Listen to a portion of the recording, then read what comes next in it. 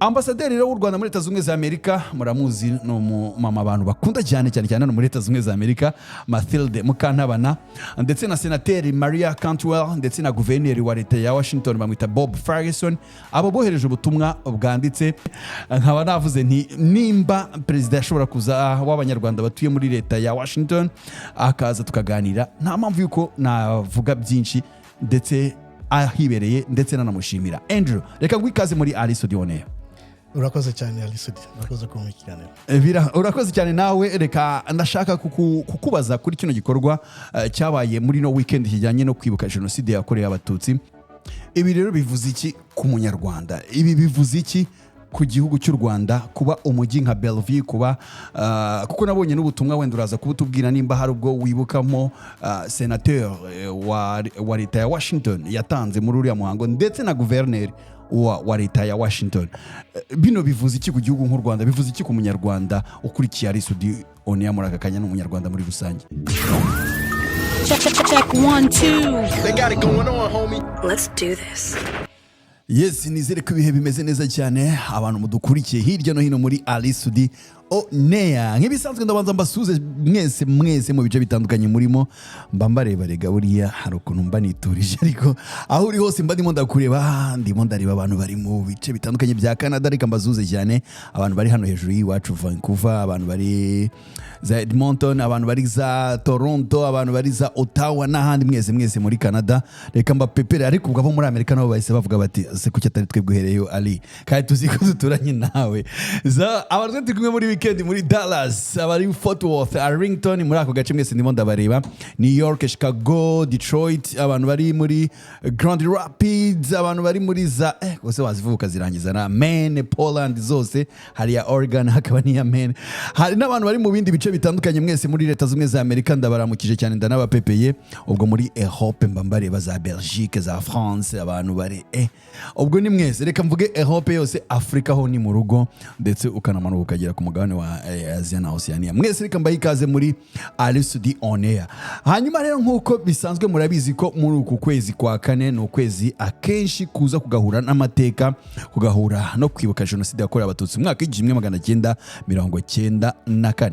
Uzasanga rero mu Rwanda hirya no hino bagenda bazirikana kino gihe ndetse banaha agaciro inzirakarengane zazize uko zisa, zazize uko zavutse, zazize kuba gusa ari abantu kimwe nkatwe, ariko politike mbi nikikora iyo urebye nabi niko yabigenda. Imbaga y'abantu irahatikirira, ubwinshi bw'abantu buricwa ndetse hakaba n'ibikorwa bibi cyane, ariko ifite ubuyobozi bwiza ngira ngo nabwo mumaze kubibona icyo butanga. Hanyuma rero ahantuye mu mujyi wa Seattle muri leta ya Washington muri Leta Zunze Ubumwe za Amerika, umuryango w'abanyarwanda batuye muri no leta ya Washington baje gukora umunsi wo kwibuka Genocide yakorewe abatutsi mwaka 1994. Ni umuhango wabaye ku itariki 3 z'ukwezi kwa gatanu ubera mu gace kitwa Bellevue.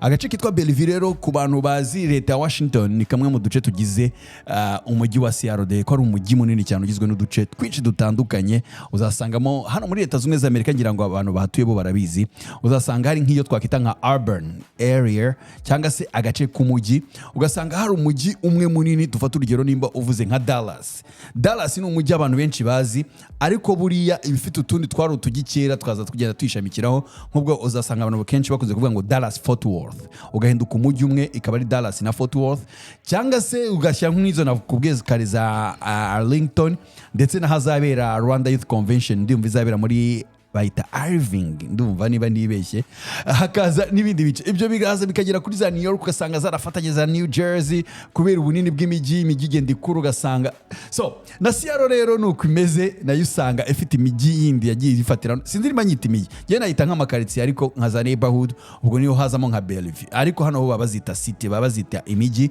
Ubwo za Bellevue, izo bita za Bethel, izo bita za Everett, izo bita za Redmond, Parkland ukamanuka noneho hepfo ugeze izo bita za Sitake ndetse noneho ukamanuka n'umujyi munini wa Tacoma, ariko ibyo byose bikaba urban area imwe yitwa Seattle.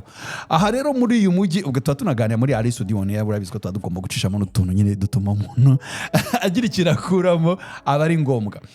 Rero nubwo turimo kwibuka habaho ikintu cyitwa kwibuka twiyubaka rero niyo mpamvu tuba tuganira gutya kugira ngo mutavuga muti ese kubite gwese ko bimeze gutya, oya no kugira ngo mushobore kubyumva, mushobore no kubisobanukirwa ndetse ntibizongere no kubaho, kuko buri akamaro ko kwibuka no kugira ngo ibintu bikwigije uyu munsi unategura n'ejo hazaza.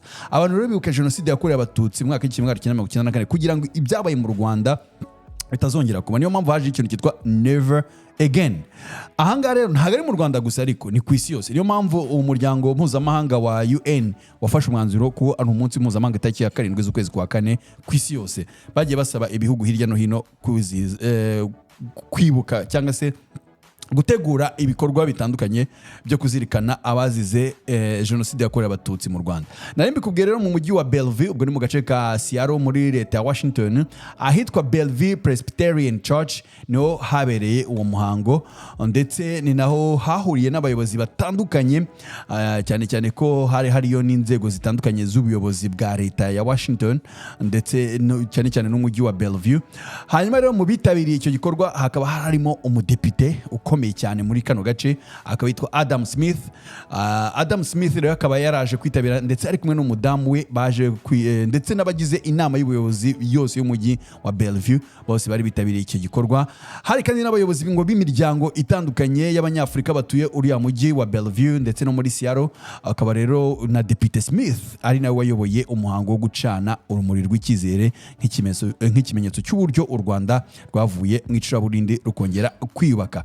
No mu ijambo rye rero Adam Smith mu ijambo ryavuze ko ashimishijwe no gukorana n'umuryango w'abanyarwanda batuye muri Amerika ndetse na guverinoma y'u Rwanda, aho bakorana ku ngingo rero ngo zitandukanye. Yagize ati mu magambo ye rero Smith yaravuze ati biratangaje uburyo sosiyete yanyu yiyubatse nyuma y'ibyago bikomeye mwahuye nabyo, bitanga icyizere ahandi ku isi cyo kubona icyo abantu bageraho mu gihe bahisemo kwishyira hamwe. Ayo ni amagambo ya Depite Smith.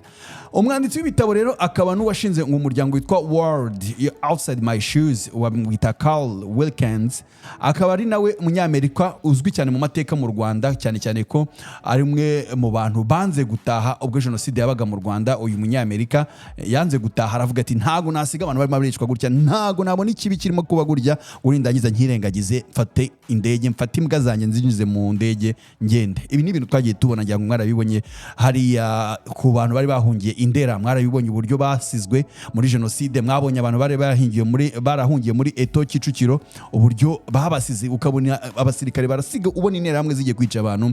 Ariko uyu nguyu ari muri bake mu banyamahanga bavuze bati ntaho ndi buke. Uwo mwita Carl Wilkins akaba rero ari n'abashinze umuryango wise World Outside My Shoes. Nkuko nawe bikubwira azwi kuba yaranze guhungishwa mbere gato ya Genocide yakorewe Abatutsi, akaba yanatanze n'ubuhamya bw'ibyo yabonye ubwo Genocide yari irimo gushyirwa mu bikorwa mu Rwanda, ndetse anagaruka ku ruhare yagize mu gukwirakwiza inyigisho zigarukaho hirya no hino mu isi. Ambasaderi w'u Rwanda muri Leta Zunze Ubumwe za Amerika, muramuzi no mama abantu bakunda cyane no muri Leta Zunze Ubumwe za Amerika, Mathilde Mukantabana, ndetse na Senateri Maria Cantwell, ndetse na Guverineri wa Leta ya Washington bamwita Bob Ferguson. Abo bohereje ubutumwa bwanditse ndetse bwanasomwe n'umuyobozi w'umuryango w'abanyarwanda batuye muri Leta ya Washington muri Leta Zunze Ubumwe za Amerika, bakamwita Andrew Ndayambaje. Andrew Ndayambaje rero nagize amahirwe yo kumubona muri studio zanjye, nkaba navuze nti nimba perezida yashobora kuza w'abanyarwanda batuye muri Leta ya Washington akaza tukaganira, nta mpamvu yuko navuga byinshi ndetse ahibereye ndetse nanamushimira. Andrew, reka ngwikaze muri Alice Dione. Urakoze cyane Alice, urakoze kumpa ikiganiro. Urakoze cyane nawe. Reka ndashaka kukubaza kuri kino gikorwa cyabaye muri no weekend kijyanye no kwibuka Genocide yakorewe Abatutsi. Hari ibyo nagerageje kugenda nkura no hirya no hino nk'umunyamakuru gushakisha, ariko waduciramo muri make no muhango wagenze gute ukurikije uko mwari mwawuteguye? Urakoze cyane. Umuhango wo kwibuka ku nshuro ya 31 wateguwe na RCA Washington, umuryango w'abanyarwanda hano muri Washington, ufatanyije na Ibuka Washington chapter, wateguye umuhango, ndetse nakubwira ko umuhango wagenze neza, witabiriwe n'abantu benshi ari abanyamuryango ba RCA ndetse inshuti z'u Rwanda nyinshi cyane zaje, n'abayobozi batandukanye nk'uko mu kanya maze kubivuga. Ariko by'akarusho twanabonye ubuyobozi bw'umujyi wa Bellevue, umujyi umaze kuvugaho mu kanya, bwatanze icyemezo ko ukwezi kwa Mata guharirwa ibikorwa byo kwibuka Genocide yakorewe Abatutsi. Urumva rero ko atari ibintu bisanzwe, kandi muri urwo rwego bakanguriraga n'abaturage batuye muri uyu mujyi no mu nkengero zayo kuba bakwifatanya muri ibi bikorwa byacu byo kwibuka abacu bazize Genocide yakorewe Abatutsi. Uvuze ko bawugize ukwezi, umujyi wa Bellevue wafashe ukwezi kwa 4 kuzajya aba ari ukwezi ko kuzirikana ndetse no kwibuka Genocide yakorewe Abatutsi. Bazajya bashyiraho ibikorwa bijyanye n'umujyi, bizajya bikorwa gute? Mwarabiganiriyeho, nabonye barabyise proclamation, kuko nabonye baranasohoye n'itangazo umujyi wa Bellevue wawusohoye. Harimo ingingo zisa nk'izibigizeho watugarukiraho? So ingingo zibigarukiraho ziri muri iyo proclamation cyangwa icyo cyemezo, muri rusange ni ukuvuga ku mabi yatugwiriye nk'igihugu cyacu mu mwaka 31 ishize, ndetse bakemeza mu by'ukuri uko Genocide yabaye, bayitira uko yabaye, ko yakorewe Abatutsi, ndetse bahereye ku ngingo aho Nations Unies cyangwa United Nations nayo yafashe itariki ya 7 yo kuba ari yo kwibuka Genocide yakorewe Abatutsi. Ariko ntibyahereraho, banavuga ko bifatanyije n'abanyarwanda muri rusange kurwanya byaba ari ingengabitekerezo, byaba ari inyoka muntu, ikintu cyari cyo cyose cyatuma ibintu nk'ayo marorerwa yo kongera kuba.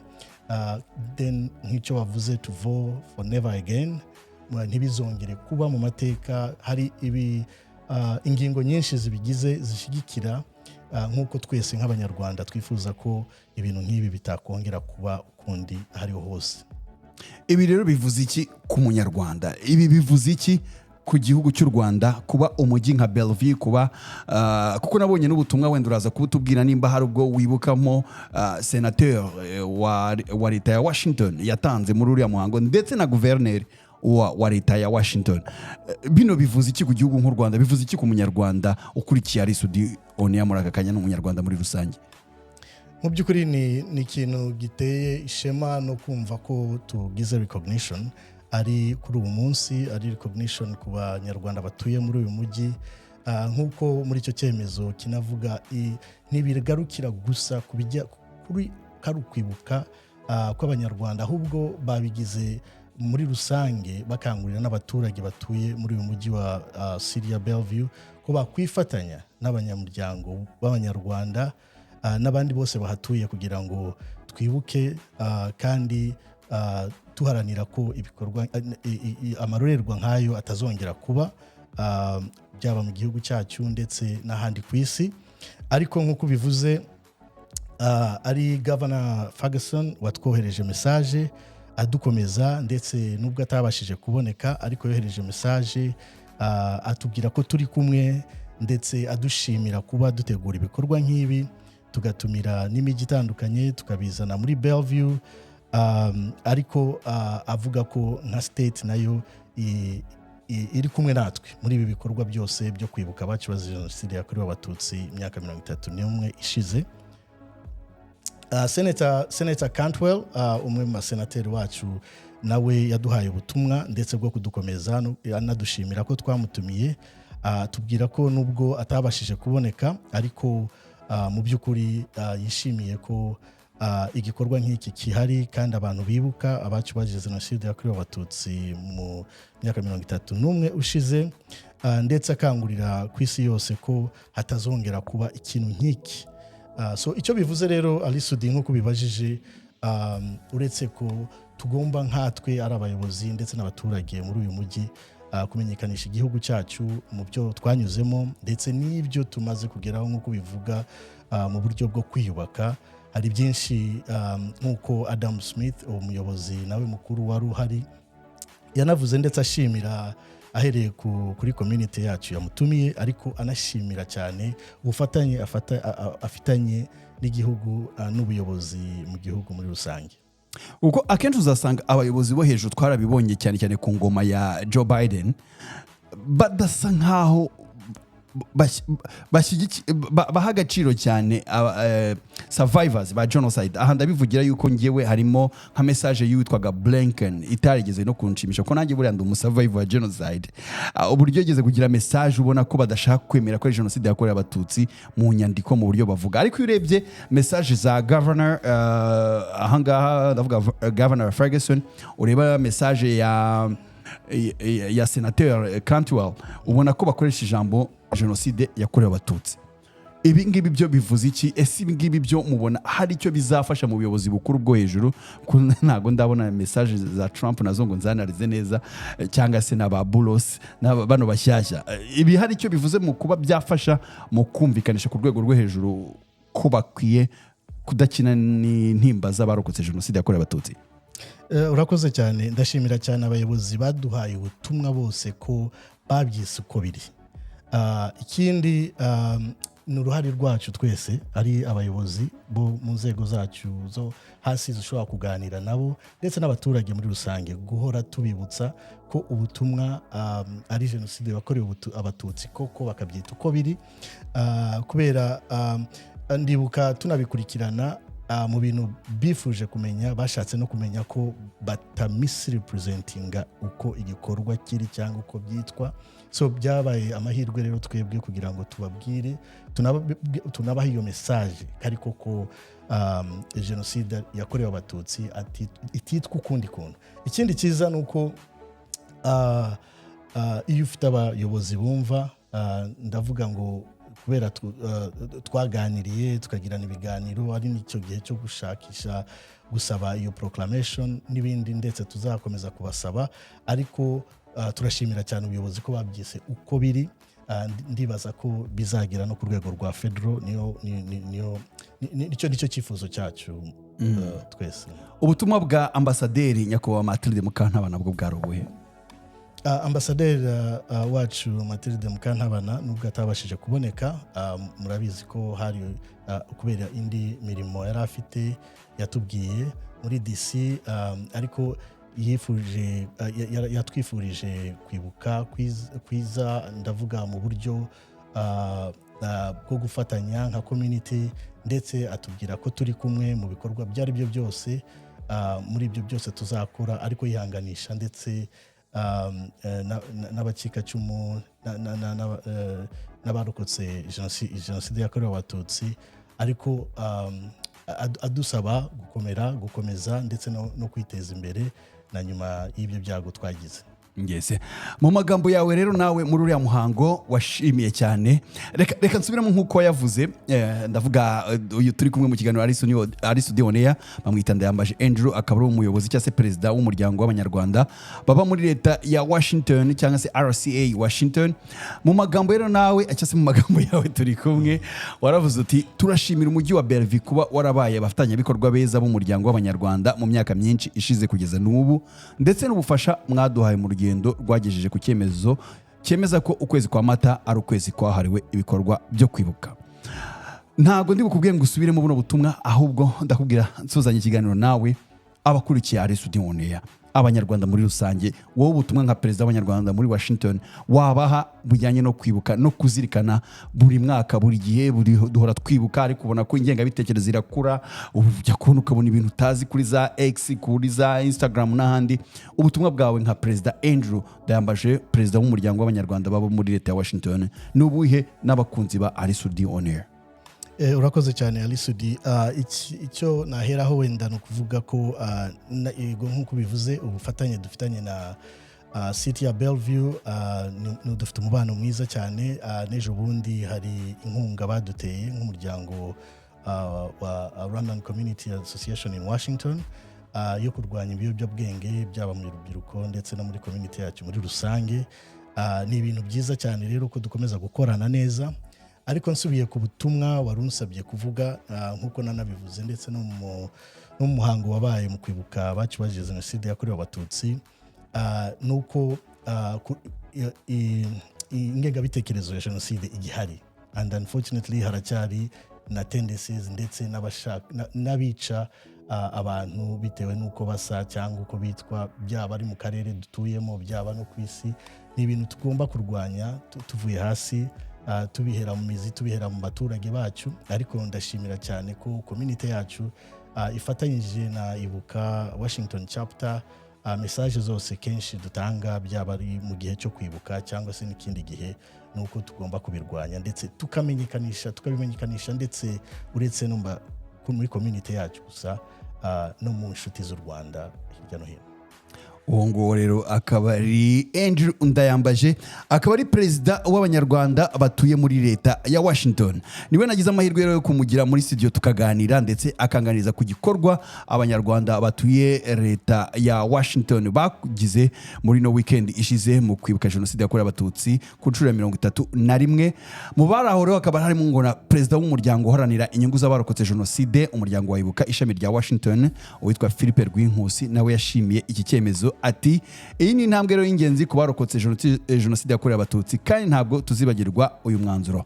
Twizeye ko muzakomeza kudufasha ku busabe bwatanze ku buyobozi bw'umujyi wa Bellevue bwo kubaka urwibutso ruhoraho mu rwego rwo guha icyubahiro abazize jenoside yakorewe abatutsi, rukazashyirwa muri uriya mujyi rero wa Bellevue. Urumva rero nawe yavugaga kuri kiriya cyemezo uriya mujyi wafashe ko ukwezi kwa 4 kuzahora ari ukwezi kwibukwamo jenoside yakorewe abatutsi muri Bellevue, bishyigikiwe na governor wa leta ya Washington ndetse na senateri mwamwumvishe Cantwell.